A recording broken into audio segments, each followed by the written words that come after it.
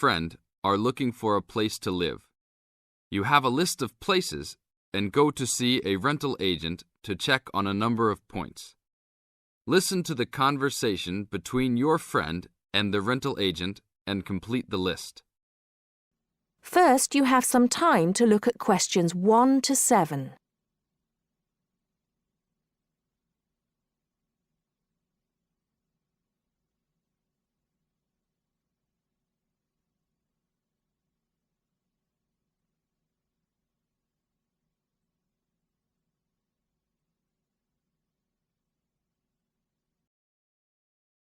Listen carefully and answer questions 1 to 6.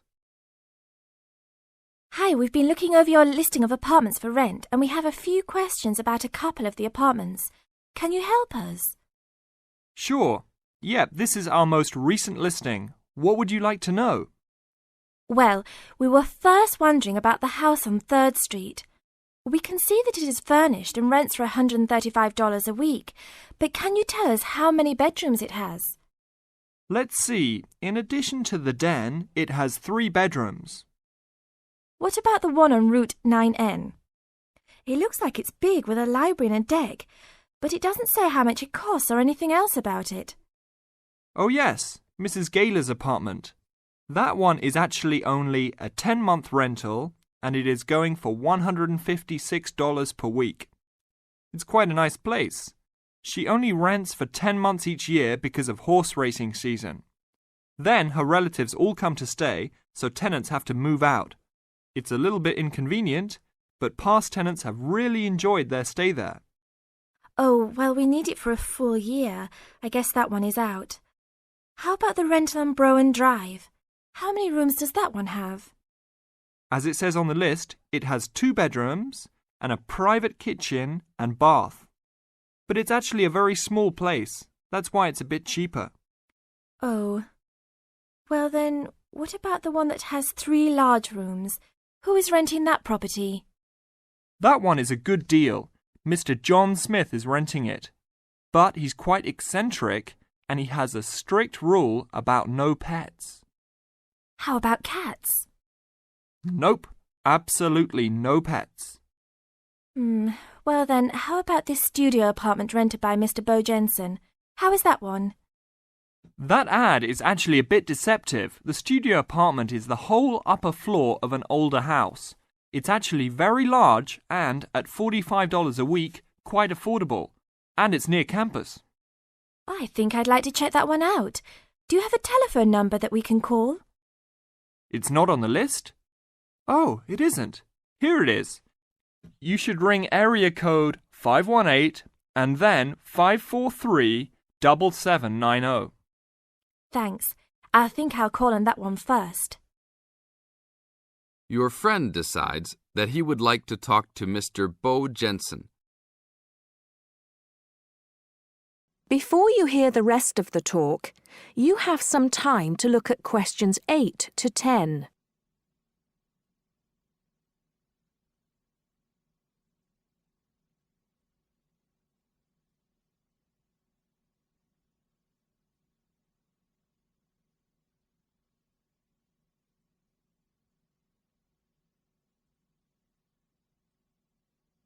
Now listen and answer questions 8 to 10. Hello? 1512, Route 9. Yes, is this Mr. Jensen? Yes, it is. Can I help you? Yeah, we're studying here at university and we came across the rental information for the studio apartment that you are renting. Is it still available? Yes, of course. I actually just placed the ad and you're the first person to call. Is there anything you'd like to know about it? Yes, actually there is. As students, we are on the internet a lot, and we heard that some homes in the area have high-speed connections. What type of connection do you have there now? Oh, that's an interesting first question. But I guess I have heard that too. But we just have a phone line here. Nothing fancy. I think you can have a cable line installed, but it's just a phone line for now. Okay, well maybe we can do that. What type of heating does the apartment have? Now there's a more traditional question. We have oil heat here. It's an older house. That tends to be a little more expensive during the winter, right? Yeah, but there's nothing to do about it. It would cost too much for me to put in a gas heater. What else would you like to know about the apartment? Well, we heard it was quite big. Is it furnished? Actually, yes. I should have put that in the ad. It has an old couch and a couple chairs, a dining table, refrigerator, stove, and even a dishwasher. Does it have any beds? Yep, it has 2. That sounds great. When is the apartment available? You can have it tomorrow night if you want. I just have to clean up a couple things before you get here. Do you want to come over and see it first? No, it sounds fine to us. I actually know the street too, so I know the area. We'll take it. That is the end of part 1. You now have half a minute to check your answers.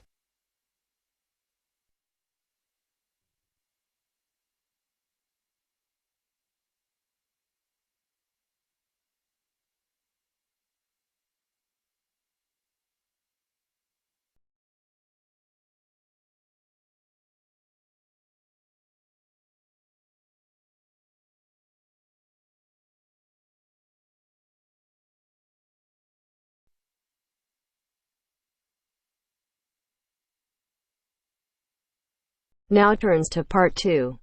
Part 2. You will hear part of a talk given by a member of staff at a hospital. First, you have some time to look at questions 11 to 15.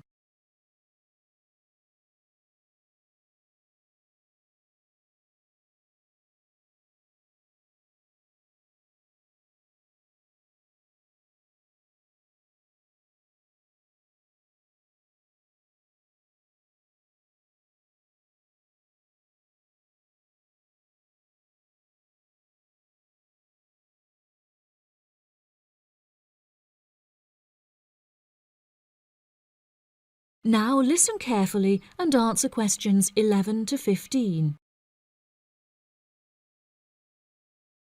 Hello, and welcome to the homepage for the Healthy Hearing Medical Clinic and Surgery, where we'd like to share a little more information about the services we provide and more. Our hospital is one of the leading specialised hospitals in the United Kingdom, attracting the very best healthcare professionals from around the globe. Not only are we a leading medical practice, but we are also the only hospital in the United Kingdom dedicated entirely to the treatment of and research into the curing of hearing loss.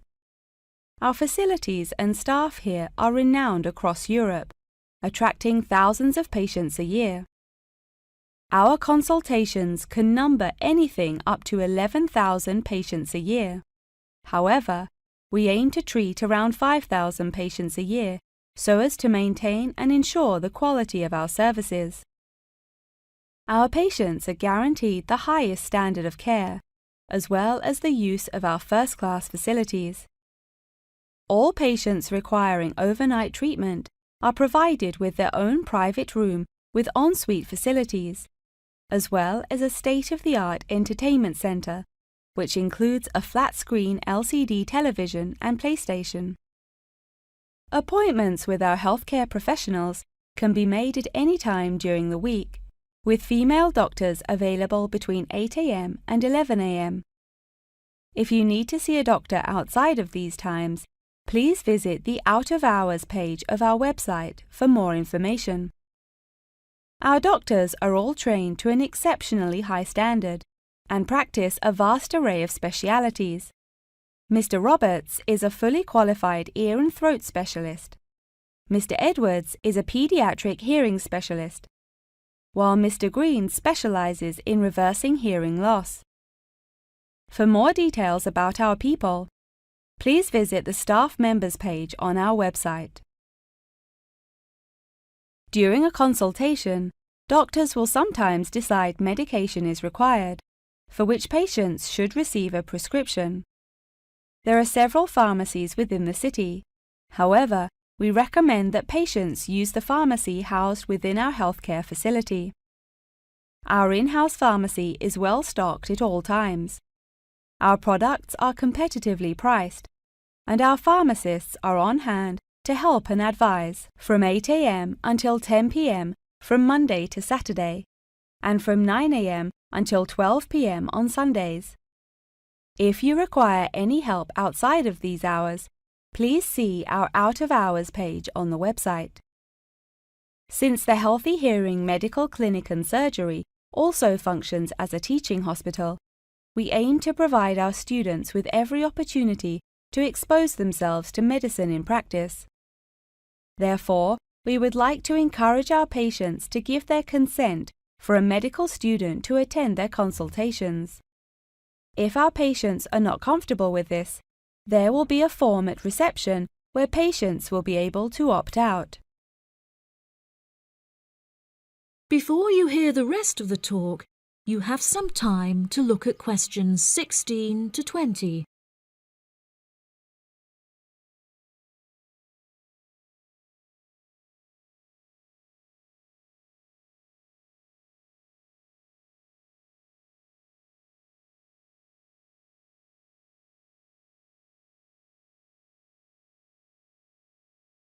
Now listen and answer questions 16 to 20. Now, please look at the map I've given you of the Healthy Hearing Medical Clinic and Surgery. For those not familiar with our practice, reception can be found through the main door at the end of the corridor. If your consultation is booked with Mr. Green, you need to go through the main door and turn right by the nurse's desk, and his office is at the end of the corridor on your left-hand side. If you need to alter any of your personal details, please visit our secretary at the Office for Medical Records, which you will find next to the therapy room. If you're awaiting surgery, please first check in with reception before taking the first door on the right after you enter the clinic. Finally, in the event that you feel disappointed with any of the services we have provided, or have any further questions, please locate our manager's office, which can be found near the Office for Medical Records and between two closets. If you have any more questions about the Healthy Hearing Medical Clinic and Surgery, please do not hesitate to contact us on 01 256 111 111. That is the end of part 2. You now have half a minute to check your answers.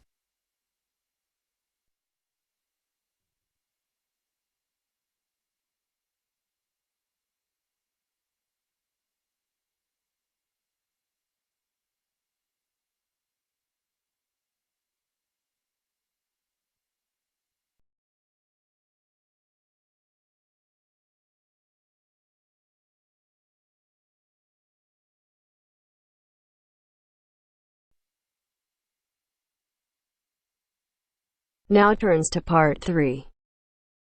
Part 3.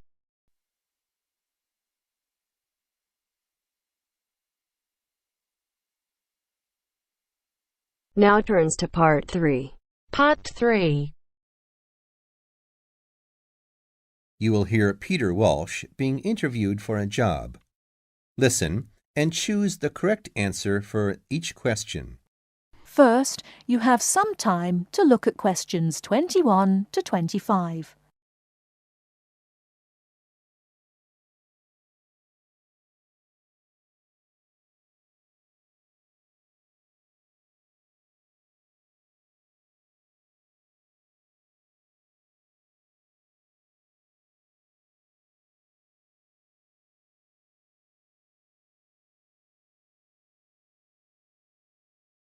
Now listen carefully and answer questions 21 to 25.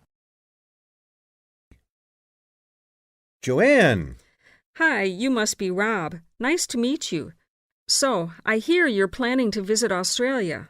Yeah, and I really wanted to talk to you because I was thinking of spending some time in Darwin, and my sister told me you're from there. That's right.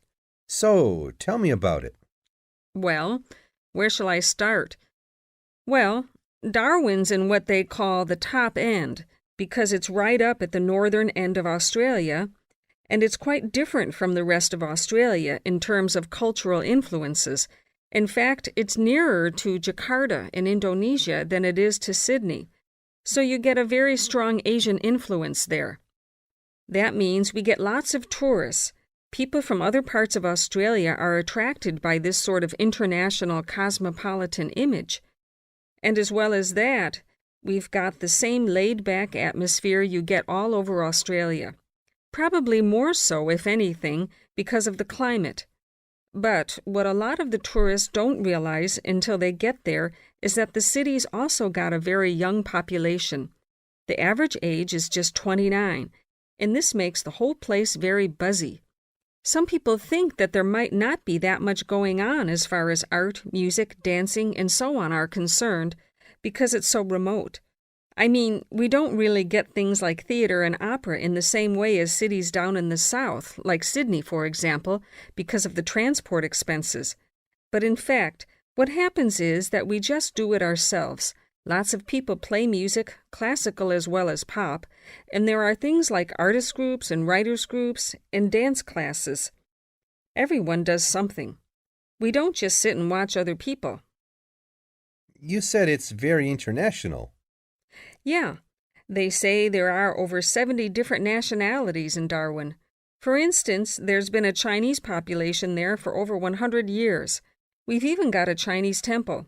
It was built way back in 1887, but when a very bad storm, a cyclone in fact, hit Darwin in the 1970s, it was almost completely destroyed. The only parts of the temple that survived were part of the altars and the stone lions, but after the storm, they reconstructed it using modern materials. It's still used as a religious center today, but it's open to tourists too, and it's definitely worth going to see it. Oh, and as far as getting around goes, you'll see the places that advertise bicycles for hire, but I wouldn't recommend it. A lot of the year, it's just so hot and humid. Some tourists think it'll be fine because there's not much in the way of hills and the traffic's quite light compared with some places, but believe me, you're better off with public transport. It's fine and not expensive. Or you can hire a car, but it's not really worth it. What's the swimming like? Well, there are some good beaches, but the trouble is that there's this nasty creature called the box jellyfish, and if it stings you, you're in bad trouble. So you have to be very careful most of the year, especially in the winter months. You can wear a lycra suit to cover your arms and legs, but I wouldn't like to risk it even so, personally. And there are the saltwater crocodiles, too. I mean, I don't want to put you off. There are protected swimming areas netted off where you'll be safe from jellyfish and crocs, or there are the public swimming pools. They're fine, of course. Before you hear the rest of the talk, you have some time to look at questions 26 to 30.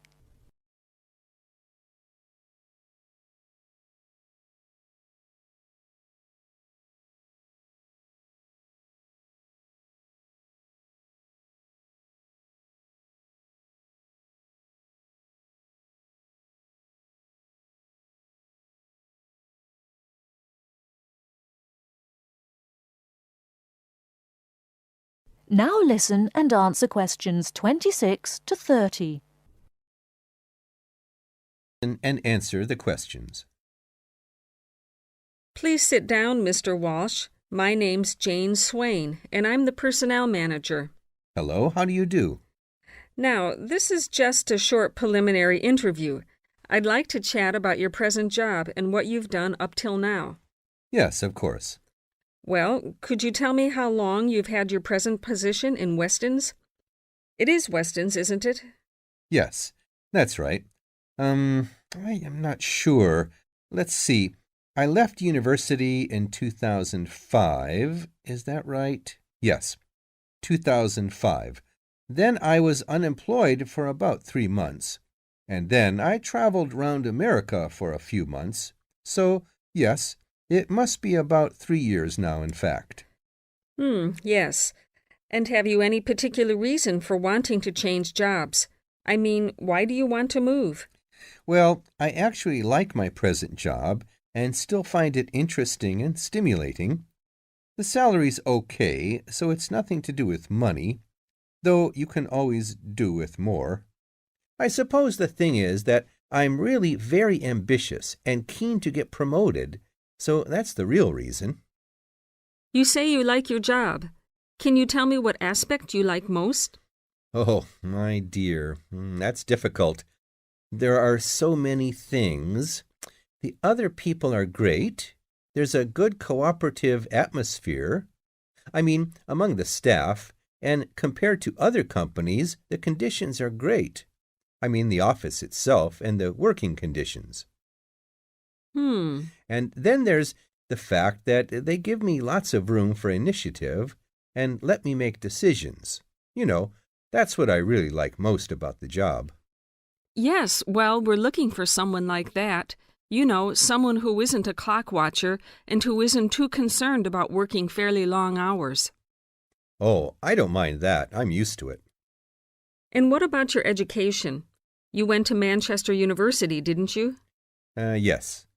After leaving school, I started a diploma course in design, but I decided to give it up and did an arts degree at university instead. Good. And have you done any courses since?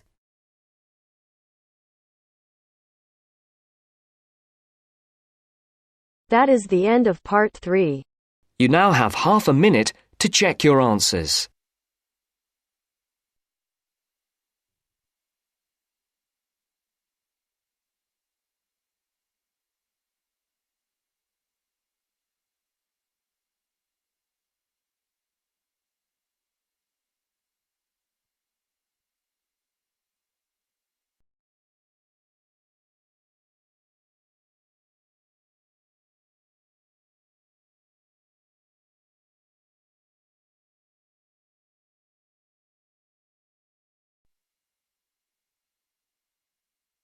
Now turns to part 4. Part 4. You will hear a talk on the research of architecture. First, you have some time to look at questions 31 to 40.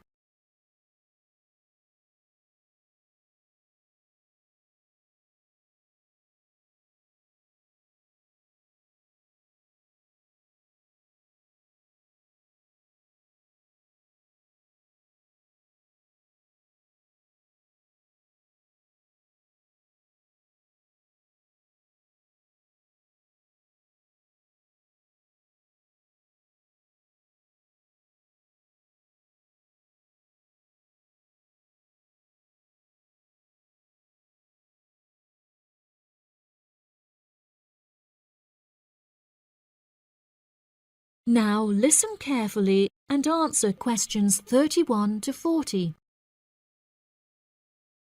Welcome, class, to your very first lecture in this series on architecture, conducted by myself, Dr. Torben Dahl.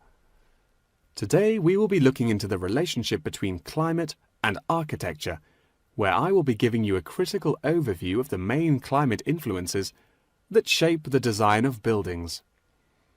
Throughout this lecture series, we will be looking at the latest research into climatic design carried out by experts in the field, in addition to case studies and examples drawn from modernist practice, both in cities and rural areas. Now, acid rain is one of the climatic elements with the most devastating effects on our architecture. The chemicals in acid rain can cause paint to peel, corrosion of steel structures such as bridges, and erosion of stone statues. Since the 1970s, our government has been making great effort to reduce the release of these chemicals into the atmosphere, with positive results. Private organizations have also been raising awareness and funds, and recently received a huge donation from the bank. It is interesting to look at the studies that have been carried out into the effects of acid rain at varying altitudes. Research has shown that there are lower levels of acid in the damaging pollutants at higher altitudes, meaning that skyscrapers are much less vulnerable to the negative effects, as they are exposed to acid rain with far lower levels of damaging pollutants. Recently, the ALTA project was founded to carry out further research into acid rain. This project is directed towards studying the effects of acid rain on old, traditional buildings of stone construction that are vulnerable to damage caused by acid rain. Masonry is particularly vulnerable as it is easily corroded and weakened by the acidic chemicals. It is imperative that we protect these buildings, as they are valuable examples of our history and culture.